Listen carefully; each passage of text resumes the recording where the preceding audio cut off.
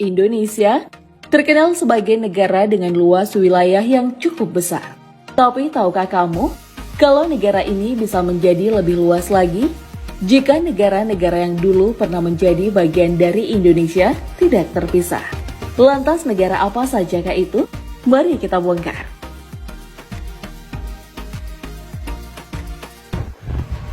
Daerah yang sebelumnya bernama Timor Timur ini adalah wilayah bekas jajahan Portugis di tahun 1520 dan Spanyol di tahun 1522.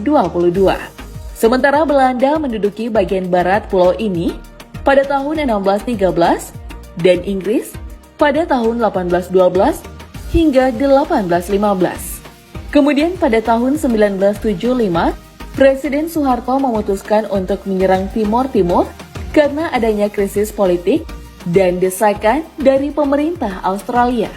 Soeharto juga memasukkan Timor Timur menjadi wilayah provinsi ke-27. Namun penggabungan wilayah Timor Timur tidak mendapatkan dukungan dari dunia. Pada 30 Agustus 1999, Presiden B.J. Habibie melakukan referendum di bawah perjanjian yang disponsori oleh PBB antara Indonesia dan Portugal. Hasilnya, 4/5 pemilih pro kemerdekaan, mayoritas penduduk Timor Timur memiliki merdeka dari Indonesia. Sehingga, Timor Timur melepaskan diri dari Indonesia. Timor Timur lalu menjadi negara dengan nama Republik Demokratik Timor Leste atau yang lebih sering disebut dengan Timor Leste. Setelah memutuskan untuk melepaskan diri dari Indonesia, negara yang mendeklarasikan kemerdekaannya dari Portugis pada 28 November 1975 ini perlahan mengatur negaranya sendiri. Walau belum sebaik Indonesia, tapi negara ini mulai melakukan pembenahan. Negara ini juga menduduki peringkat ke-152 dan 162 negara dalam daftar negara termiskin di dunia. Lanjut ke negara selanjutnya adalah Brunei Darussalam. Berdasarkan catatan-catatan dari Tiongkok dan Arab, Kesultanan Brunei mungkin telah ada sejak abad ke-7 atau 8 Masehi. Kesultanan Brunei merupakan pusat perdagangan dengan Tiongkok. Pada awal abad ke-9, kerajaan ini pernah ditaklukkan oleh Kerajaan Sriwijaya yang berpusat di Sumatera. Kerajaan Brunei pun juga pernah ditaklukkan oleh Kerajaan Majapahit yang berpusat di Pulau Jawa.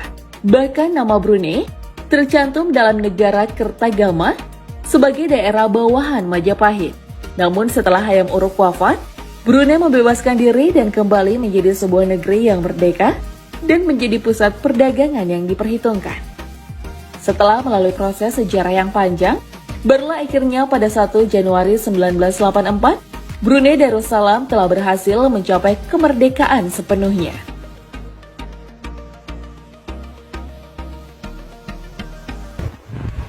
Kemudian negara berikutnya yaitu Singapura. Lokasi di mana negara Singapura berdiri awalnya dikenal dengan nama Pulau Chung. Istilah Pulau Chung sendiri kerap disamakan dengan Pulau Ujung karena letak Singapura berada di ujung selatan. Pada abad ke-11 terbentuklah suatu sistem pemerintahan di Pulau Chung. Kerajaan ini didirikan oleh Sang Nila Utama pada tahun 1299 di daerah yang bernama Tumasik. Sang Nila Utama ini diyakini adalah seorang pangeran yang berasal dari Kerajaan Sriwijaya. Tepatnya pada 9 Agustus 1965, Singapura resmi berdaulat. Kini, Singapura menjadi negara maju. Negara yang memiliki bandara internasional terbaik ini kerap menjadi pilihan bagi orang-orang yang ingin berbelanja barang dengan merek ternama. Apakah kamu salah satunya?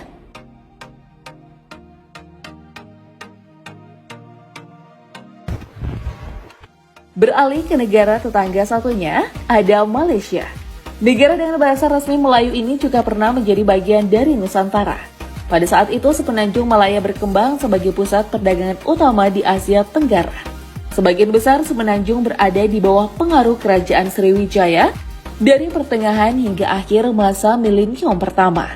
Keagungan Sriwijaya memberi pengaruh besar kepada wilayah Kedah dan Patani hingga sampai ke Ligor.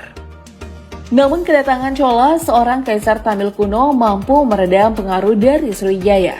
Setelah beberapa lama dan berbagai peristiwa terjadi, pada abad ke-15 Kesultanan Malaka didirikan di bawah sebuah dinasti yang dibentuk oleh para mesuara di dalam Kerajaan Sriwijaya.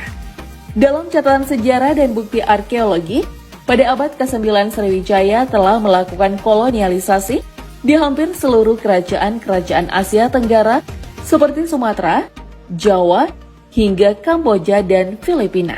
Walau sering diadu dan dibanding-bandingkan dengan Indonesia, tapi negara Malaysia juga terus berkembang dalam berbagai sektor.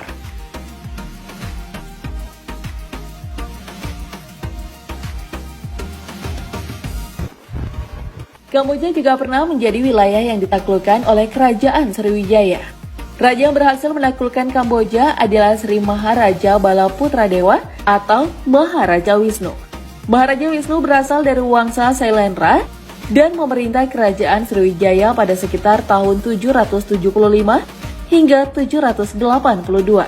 Berdasarkan beberapa literatur, Sri Maharaja Balaputradewa berhasil menaklukkan Kamboja pada tahun 775.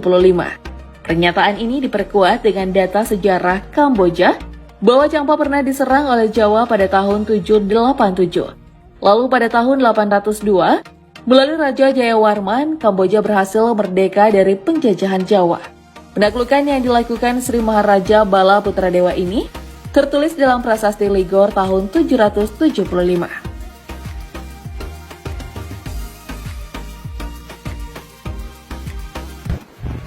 Lalu negara terakhir yang pernah menjadi bagian dari Indonesia adalah Filipina.